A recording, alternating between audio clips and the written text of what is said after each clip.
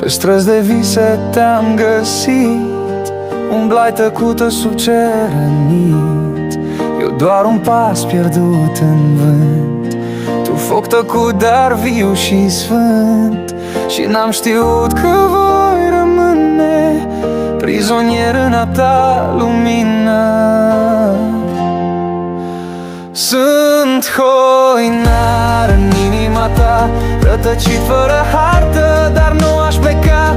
Fiecare bătaie o chemare spre tine, un ecou ce mă ține, o dragoste plină. Sunt hoinar, dar e casa mea, inima ta.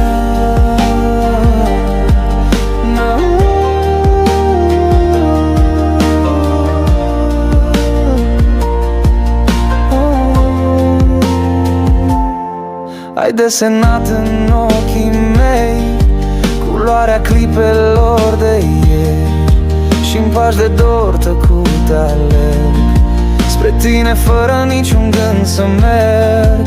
Nu-mi trebuie drum, nici stele sus, doar tu să fii și de ajuns. Sunt hoinar în inima ta, rătăcit fără hartă, dar nu aș pleca. Fiecare bătaie o chemare spre tine, un ecou ce mă ține, o dragoste plină. Sunt hoinar, dar e casa mea, inima ta.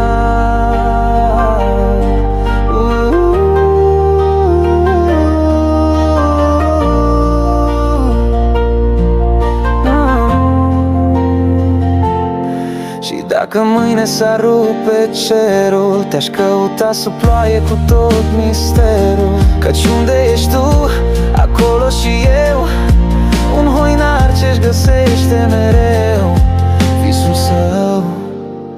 Sunt hoinar în inima ta, și nici când n-aș vrea să plec altundeva. Ești acasă, ești drum, ești taina mea vie, un suspin care cântă,